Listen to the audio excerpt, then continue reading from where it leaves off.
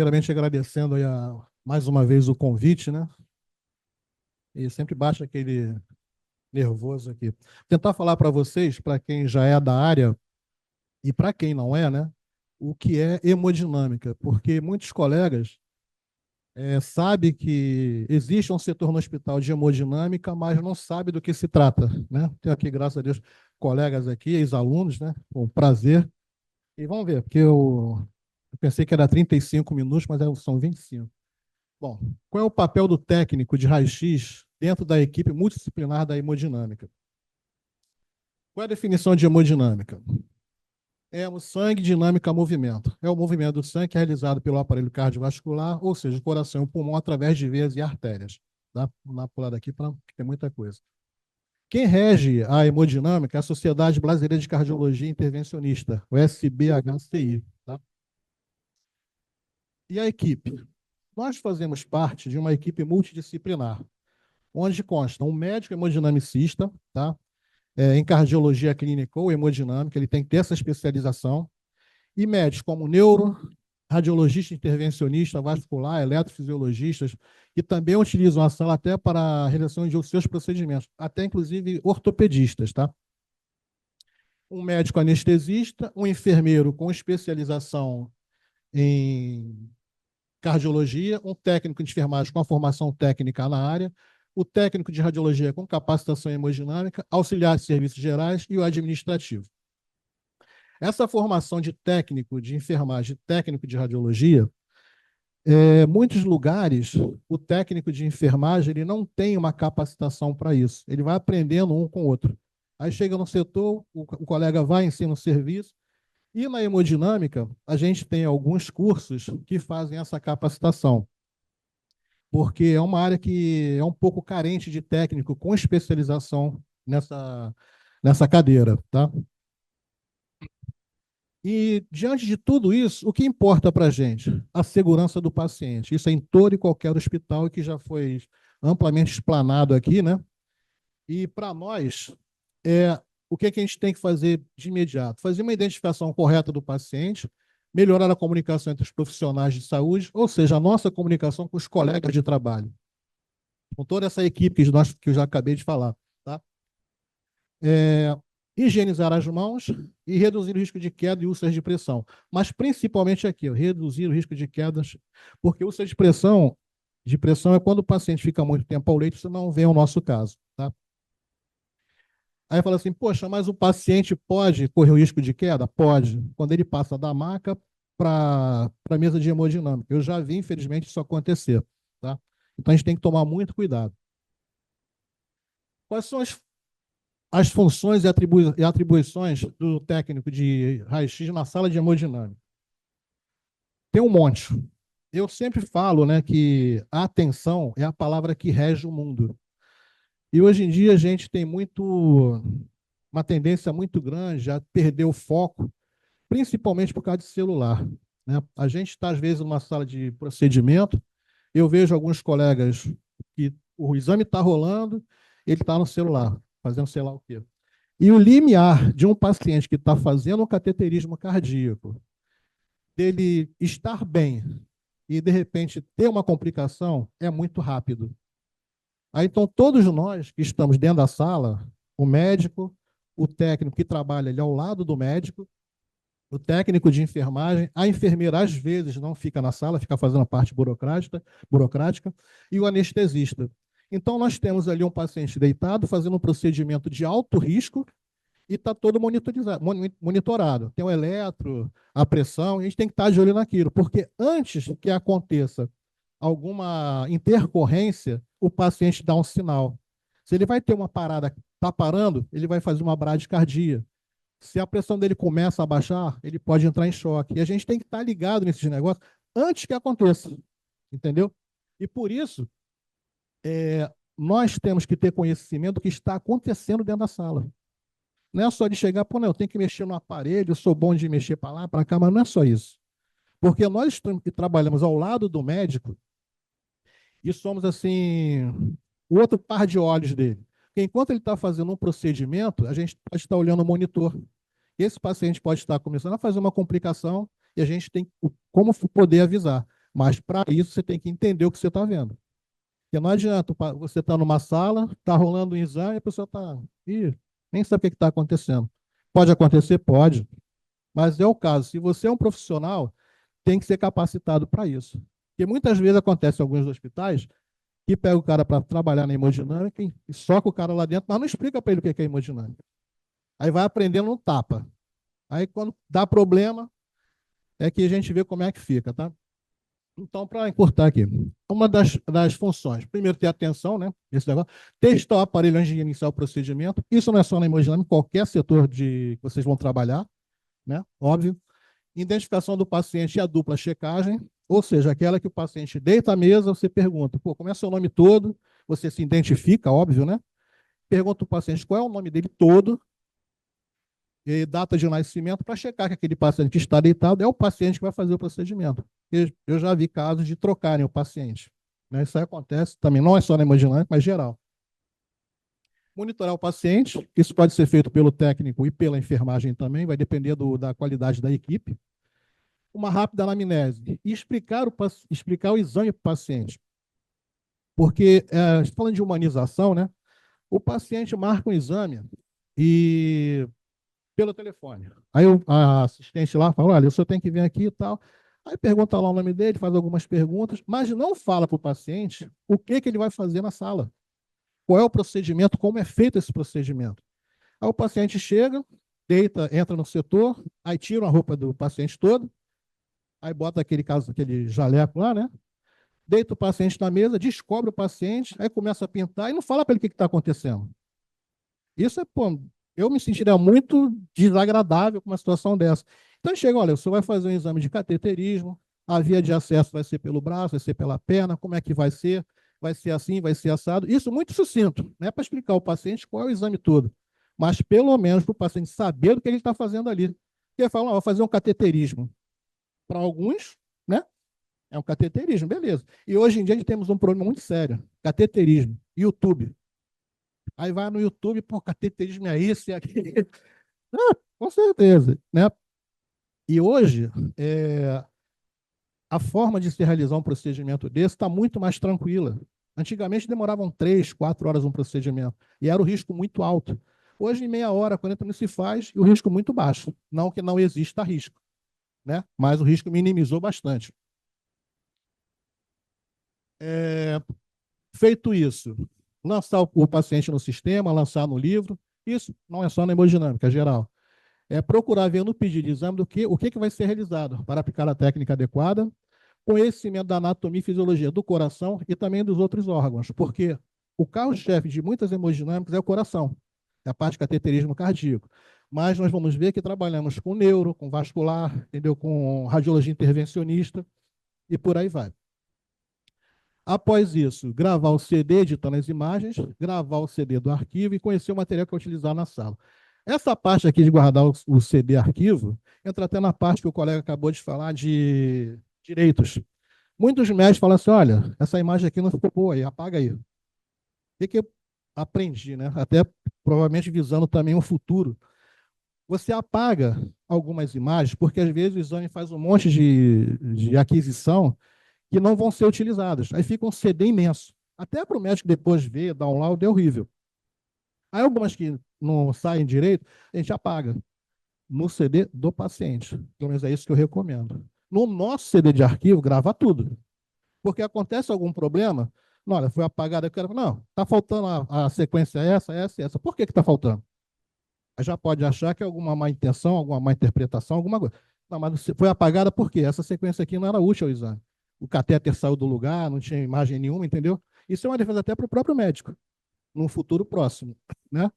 Então a gente, quando grava, tende a gravar todo o CD cheio, não tira imagem nenhuma. Conhecer o material que é utilizado na sala também é uma das funções. É do técnico? Não. Mas a gente tem que conhecer. Porque, não sei se alguém que trabalha em hemodinâmica já entrou numa sala, não? Só o colega ali, né? O que acontece? A sala que eu falei, a equipe, médico, anestesista, técnico de enfermagem, técnico de radiologia. Aí está rolando o exame. Às vezes o técnico de enfermagem sai. Às vezes o anestesista sai, fica só o técnico de raio-x e o médico. Aí o médico, pô, preciso de um catéter tal. Aí, pô, cadê todo mundo? E tem que trocar aquele catéter na hora. Aí, pô, não tem ninguém, você vai pegar, cara. Porque é de urgência. Até que o técnico de enfermagem venha para a sala, vá pegar o negócio, já passou esse tempo. E o negócio tem que ser, às vezes, rápido. Então, a gente tem que conhecer todo o material da sala, né? Saber manusear o angiógrafo, óbvio, né? É o nossa máquina. Conhecer as ferramentas do angiógrafo e sua utilização. Tomar muito cuidado com o mesmo, né? Tomar cuidado ao transitar na sala de procedimento, conhecimento de informática, conhecimento de inglês superficial e ter conhecimento de pressão e pressão arterial. Essas coisas aqui de tomar cuidado ao movimentar o angiógrafo, vocês vão ver no próximo slide aqui, que o angiógrafo ele se assemelha ao arco do centro cirúrgico. Só que o arco do centro cirúrgico, ele faz aqueles movimentos, mas você mexe o arco. Aqui a gente mexe a mesa. E quando você faz o movimento do arco, você tem que tomar muito cuidado com o que está ao redor de vocês para não provocar acidente. Né? Bater com intensificador no suporte de soro, bater com o tubo na perna do médico, bater o intensificador no rosto do paciente. Então tem que tomar muito cuidado quando estiver fazendo o procedimento. Por isso que lá no início, a atenção é fundamental. Tá? Passa aqui. Aqui você vê, isso aqui é o arco, onde está o tubo de raio-x. Olha quantas coisas estão em volta do paciente aqui. Aí você faz o movimento desse arco para cá e traciona esse tubo aqui que está fazendo, está entubado no paciente, você estuba o paciente. Aí depois que fizer isso, meu amigo, só Jesus. Pode pegar, tracionar essas equipes de soro, levar essas bombas todas para cima. Eu falo isso porque eu já vi acontecer. Então, todo cuidado e atenção que a gente tiver na sala é pouco. Aqui, a gente ainda está vendo esses equipos, essa traqueia, mas quando o procedimento começa, esse paciente é todo coberto. Você não tem mais acesso a essas coisas aqui. Então, isso tem que ser visto antes, né? Porque quando você for movimentar o ar, você tem que estar com cuidado para não provocar acidente. Tá bom? A sala de hemodinâmica. Nela deve conter o angiógrafo, né, que é o nosso aparelho, monitores de visualizações, os polígrafos, desfibriladores, carro de parada, carro do anestesista e bomba injetora. Fora outros aparelhos que podem ter aqui, dependendo do procedimento que vai ser realizado, tá? O angiógrafo. Isso aqui é uma demonstração de como é o nosso aparelho, né? Ele faz esses movimentos, tá vendo? Aqui seria a posição do médico e do técnico de raio-x, tá? Isso é só uma demonstração da Philips de como é. E o comando fica ali, ó. Essa imagem de raio-x que é gerada pelo nosso aparelho, tá? Algumas projeções. Vocês viram que eu falo, tem que tomar cuidado com o que está em volta da mesa do paciente, porque o arco faz esses movimentos aqui. Quem manipula isso aqui somos nós. Tem a mesa de comando e nós aqui movimentamos o arco para um lado, movimentamos para o outro, para cima, para baixo, né? E vamos saber por que a gente faz isso. Olha, as projeções. Então você tem que tomar cuidado. Para o tubo, não bater na mesa, não bater no médico que está aqui. Para esse intensificador de imagem, não bater às vezes no suporte de soro que pode estar do lado de cá, não bater no carrinho, entendeu? Tem todo um cuidado que a gente tem que ter. Porque essa maquininha aqui, como todo o aparelho da área de radiologia, ela é bem barata, né? É um aparelhozinho, mixaria. Qualquer 4 milhões aí, 5, a gente compra um negócio desse. Então, o piloto que vai manusear isso aqui tem que ter muita atenção e muito carinho com isso. Entende? E nada melhor do que fazer o quê? Uma capacitação. Porque uma pessoa pega um aparelho, uma Ferrari dessa daqui, e não sabe manipular, vai dar problema. Além de atrapalhar o exame, né? Tá vendo? Outra projeção, outra projeção, outra projeção. Agora, por que dessas projeções? Nós utilizamos, nesse caso, foram projeções para ver uma coronária. Tá? Nós temos duas coronárias, direita e esquerda. Então, E qual é a função dessas coronárias? Irrigar o músculo do coração. Quando uma dessas coronárias entope, por algum motivo total ou parcialmente, o paciente tem uma coisa chamada infarto, né? E quando tem um infarto, aí tem diversos momentos desse infarto. Não vai dar para falar sobre isso aqui, mas na coronariografia, na parte de cardiologia, a gente tem que fazer essas projeções para definir qual é o local que a artéria está entupida ou está semi-entupida, né? E a partir daí fazer eleger o tipo de tratamento, tá? Movimento do arco, tá? Isso tudo aqui, somos nós, tá? Deixei a mesa para outra, todo mundo todo. O carrinho da anestesista está aqui, tá? Vamos de incisão, remédio. Olha o movimento desse arco aqui na mesa, tá? Com geógrafo, nós temos diversos modelos de geógrafo. Hoje em dia, mais sofisticado que o outro. Recursos melhores. Aí você fala assim, o trabalho do técnico é apertar botão. Eu adoro computador. Aí, pô, vai apertar o botão ali para ver o que é, né? Olha o botão que aperta ali. Aí você tem que ter esse movimento. Por quê? Cada projeção, cada movimento, cada projeção pode ser realizada para visualizar uma coisa. Além do que, por parte de neuro, de vascular, existem outros protocolos, tá? Estou focando aqui só na parte de cardiologia. Aí você faz o sentimento disso aqui, aí você vai ficar de levantar a mesa, o tubo de raio-x bate na mesa.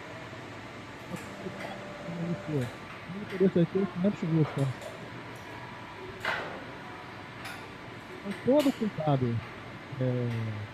no manuseio do aparelho é essencial. Isso que é durante o procedimento. E o médico não vai falar para você assim, olha, bote em tantos graus de oblíqua direita, bote em tantos graus de oblíqua esquerda. Ele não vai falar isso para você. Ele está já sabendo que você sabe disso. Então, para isso, cara, tem que ter o quê? Conhecimento. Você pode mexer para lá, para cá e tá tudo certo. Não é. A gente percebeu que está em neuro. Para vocês teriam conhecimento do que era angiógrafo, na sala de hemodinâmica, tá? Nosso trabalho ali é do lado do médico o tempo inteiro, tá? Participando do procedimento, às vezes a gente pede até a nossa opinião. O que você acha disso? Tá?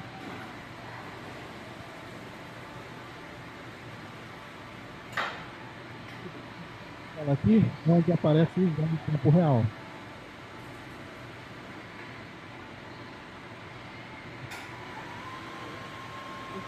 Aqui abaixo do paciente.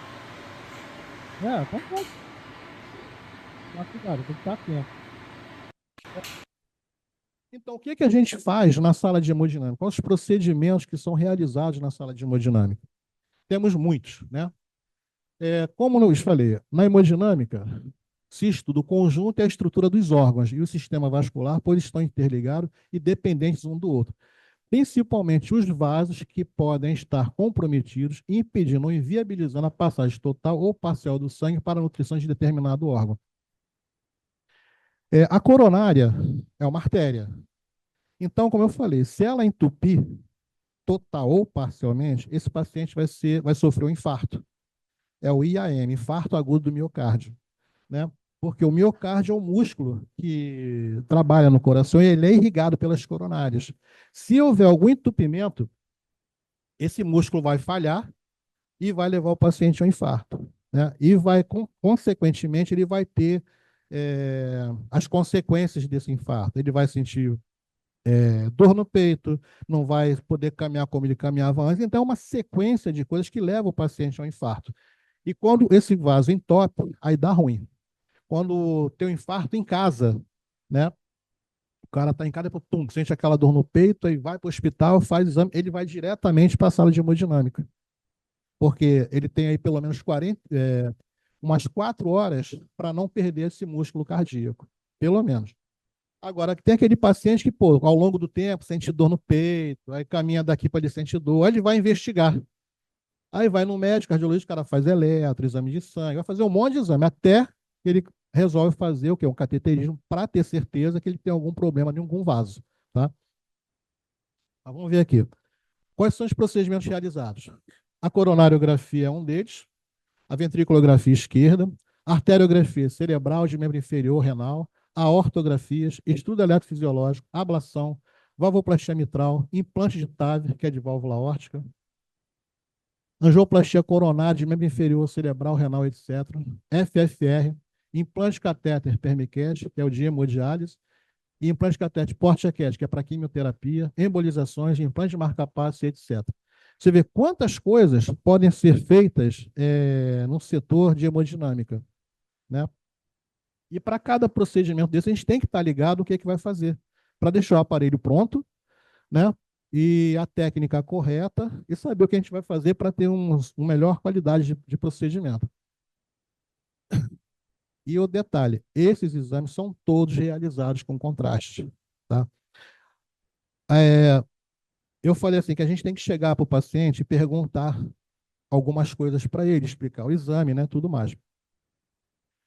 Desde que o paciente começa a marcar o procedimento, é perguntado se ele tem alergia a iodo. Aí o paciente responde, tenho, não tenho, né? E ele passa, às vezes, é internado no hospital, a enfermagem vai lá, faz de novo essa triagem, pergunta, pergunta. Aí ele vai, deita na mesa, o anestesista vai lá, pergunta de novo. Mas, mesmo assim, eu ainda acho, e por experiência própria, que nós, como técnicos, temos que também perguntar. Por que que eu falo isso? Há um pouco tempo, teve uma paciente que foi fazer exame, uma de neuro até. Ela internou de manhã, aí foi fazer o exame à tarde. Mesmo esquema. A secretária pergunta, tem alergia? Tenho. Não tenho. O anestesista vai lá, tem alergia? Não tenho. Tem, não tem. Para todo mundo, ela relatou que não tinha alergia a iodo. Beleza. Aí ela chegou na mesa, deitou, né? Aí eu perguntei, a senhora tem alergia a iodo? Não. Mas alguma coisa, eu falei assim, pô, pergunta alguma coisa a mais? Eu falei, a senhora por um acaso já teve alguma reação de coceira? Ou ficou empolada com algum tipo de remédio ou comida? Ela, sim, eu não posso comer camarão, não. Eu falei, por quê? Ah, porque eu fico toda empolada, minha boca incha, meu olho. E a senhora não tem alergia? Eu, não, não tenho, não. Aí eu falei, pô, legal. Aí fui lá, falei com o médico, falei, pô, a paciente, eu não sei, mas eu acho que ela tem alergia. Ah, não tem? Eu falei, bom, pelo menos foi o que ela me relatou. Aí ele foi lá, conversou com a paciente, né? Ela, não, não tem alergia, não. Mas esse negócio, não, eu não posso comer camarão, não. Eu fico toda, vira um monstro. Eu falei, pô, legal. Aí suspendeu o exame, entendeu? Então a gente está com uns pacientes e quando ele coloca aquela roupa, aquele avental, ele se torna mais um.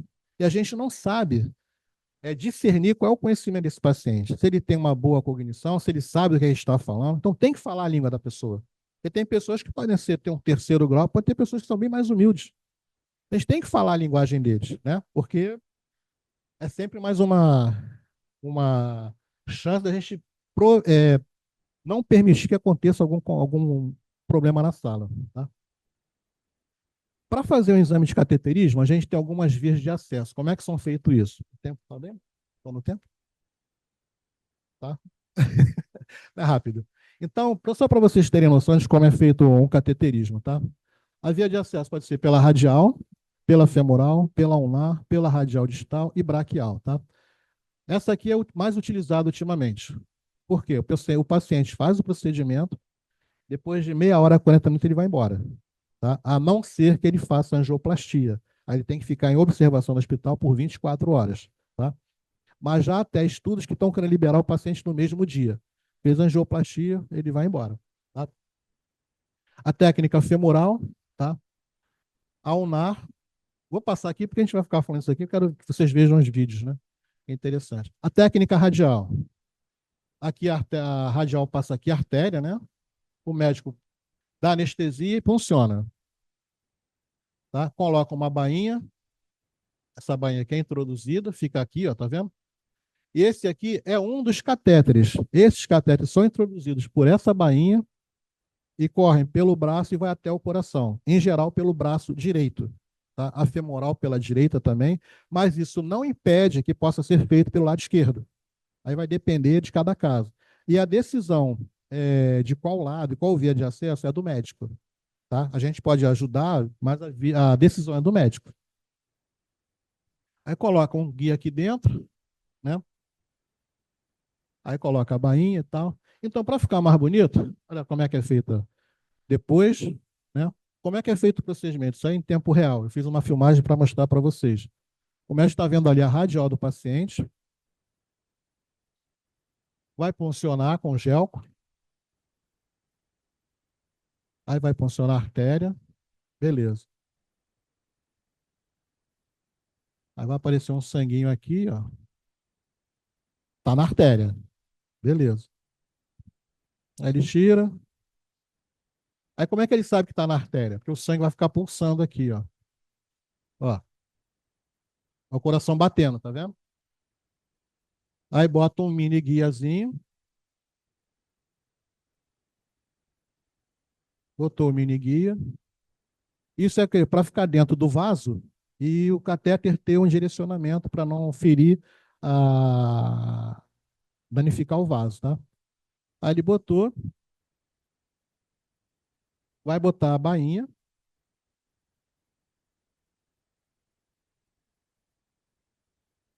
com o introdutor, deixa lá dentro, colocou, aí vai tirar aquele mini guia, a coisa vai ficar por aqui. E aqui entra o catéter. Esse catéter vai até o coração, tá? E aí é feito o procedimento. Aí faz um remédiozinho, tá? E por aqui é feito o procedimento todo. Pela femoral é a mesma coisa, né?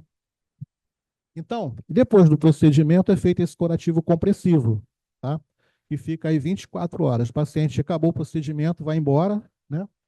E no dia seguinte esse curativo em casa e acabou. Só fica uma marquinha no pulso dele, fim de papo. A não ser que seja angioplastia, vai ficar 24 horas de observação, tá? Aí fica às vezes um pouquinho a mão roxo, mas normal, tá? E rapidinho aqui, acho que ainda tem tempo, falar do corações coronários. Isso aqui é um coração, tá? Uma peça anatômica. Aqui, a gente tem um vaso, uma artéria, que eu falei para vocês. Essa artéria entope. Vai entupindo com o quê? Com gordura, placa de cálcio. Aí vem aquele churrasquinho com aquela gordurinha da picanha, na farinha, na cerveja, né? E não se cuida, não faz exercício e vai fazendo essa plaquinha aqui até que a artéria feche. Ela pode fechar de uma maneira total ou vem fechando com o tempo. E com esse fechamento através do tempo, o paciente vai tendo sintomas, entendeu?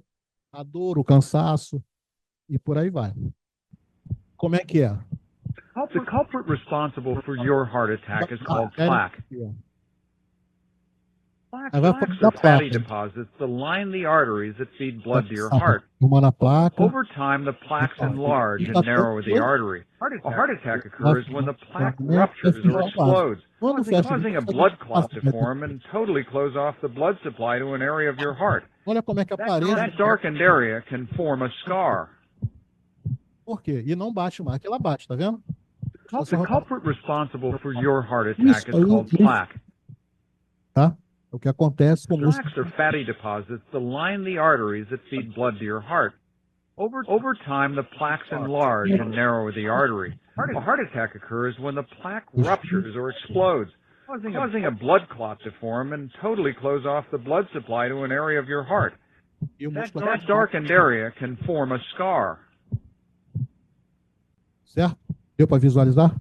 The culprit O objetivo da coronária, na verdade, é o quê? É diagnosticar se tem alguma lesão. Aí nós fazemos aquelas projeções todas, né, para ver o vaso em diversos ângulos e ver se tem alguma lesão, tá? Estou passando aqui, eu sei que está bem no meu horário. Então, qual é o objetivo? Vai identificar a gravidade da doença, a localização, a característica da lesão, o comprometimento de ramos, a função do ventrículo esquerdo e o tipo de tratamento a ser realizado. Também veremos o diâmetro e o tamanho do vaso, possíveis locais amastomóticos para a colocação de ponte na artéria coronária e progressão da doença.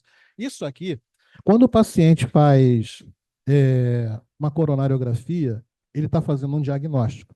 Então, ele pode ter 4 opções de diagnóstico. Não ter nada, né? Pode estar o vaso está todo limpinho. Ele pode ter lesões que podem ser tratadas por angioplastia.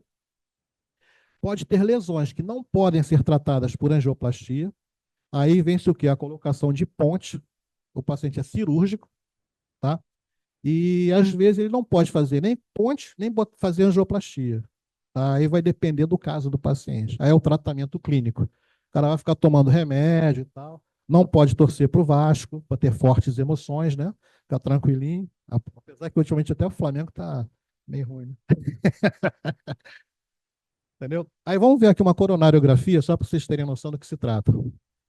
O catéter, que é feito lá, veio lá naquela do braço, é injetado na artéria. Isso aqui são as coronárias, aqui está o músculo cardíaco, o ventrículo. E elas irrigam, tá vendo? O músculo. Isso é uma projeção. Outra projeção. Aí você vê essa mesma coronária de outro ângulo. Ó, tá vendo? Até lá embaixo. Outra projeção. Outra projeção. Então a gente vai rodando o arco em cima do paciente para ver de diversos ângulos qual vaso que está ruim. Mas para ver isso aqui, o técnico precisa saber qual é a projeção. O médico pede, pô, me dá uma oblíqua à esquerda. Você tem que saber que a oblíqua à esquerda é para o lado de lá e tantos graus. Ele não vai falar, ó, me dá 30 graus de oblíqua à esquerda. Ó, quero ver ADA em PA. Você tem que botar em PA tantos graus em PA. Mas você tem que saber. Vai ficar botando de qualquer jeito, em vez de ajudar, você vai prejudicar. Né? Aqui, aquela ali, essa aqui é a coronária direita, tá? Aquela outra era a esquerda. Elas são diferentes, tá? Então, para fazer a coronariografia, estuda a coronária direita e a coronária esquerda. Beleza. A coronária esquerda, vista de outro ângulo, tá vendo como é que são diferentes? A quantidade de vasos? Angioplastia. O objetivo é tentar a desobstrução de um vaso ocluído por trombo ou cálcio. Dilatação da artéria obstruída, total, parcialmente utilizando balão ou estente. É um procedimento já terapêutico. Às vezes o paciente, quando tem um infarto agudo, que chega com a artéria ocluída, a gente já faz o quê? Faz o cateterismo e já emenda a angioplastia. Já trata logo o indivíduo. Tá? Isso também depende. Quando é agudo, tem que fazer. Agora, tem casos que tem que fazer depois, por causa de plano de saúde, blá, blá, blá, blá, blá, né? Aquela burocracia de hospital. Tá? E como é que é feita a angioplastia? Passa-se o guia, aí vem aqui com o stent, o médico vai lá, insufla esse stent, comprime o trombo na parede do vaso, deixa a mola lá dentro, tira tudo, isso aqui fica lá dentro ad eterno, não sai mais. Tá? E o paciente tem que tomar remédio para isso aqui não trombosar de novo. Não é porque fez uma angioplastia e nunca mais vai fechar o vaso. Pode fechar sim. Tem que tomar remédio regularmente e mudar a alimentação e os hábitos de vida, né? Aqui, um caso com uma lesão subtotal aqui foi tratado com stent. Tá? Isso é legal porque é tudo em tempo real. A gente vê a melhora do paciente na hora. Isso aqui é um stent, né? Grandão, né? A malha, isso aqui é um balãozinho.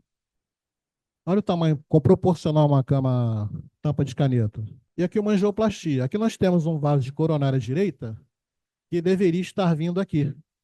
Mas esse paciente aqui infartou e foi lá para a gente com esse vaso totalmente fechado. Aí foi passado um guia, aí já começa a ter alguma coisa aqui, ó. Cadê? As coisas bem tênue aqui. Agora vai aparecer melhor. Aí vem com um balãozinho. Isso aqui, na verdade, é um extrator de trombo. Foi passado dentro do vaso, já começa a encher, tá vendo? Ó.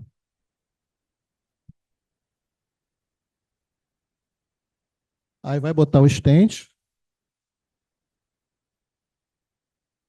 Aí o médico posiciona e tal.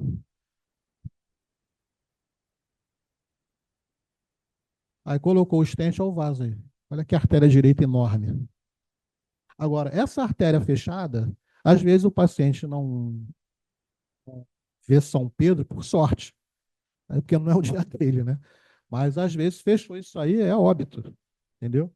Dependendo do paciente, por exemplo, quando o paciente é jovem, é mais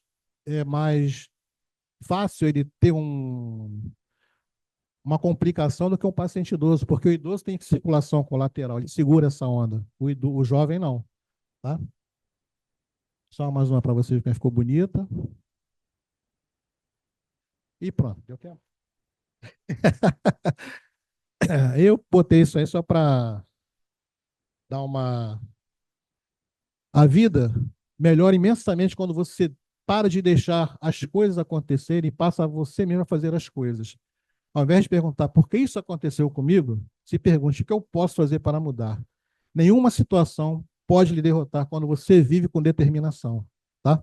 E vocês estão começando aí, quem já está na área, às vezes passa por alguns percalços, mas nunca desistam. Acreditem no sonho de vocês, tá bom? Bom, espero que tenha sido proveitosa aí. Um abraço a todos.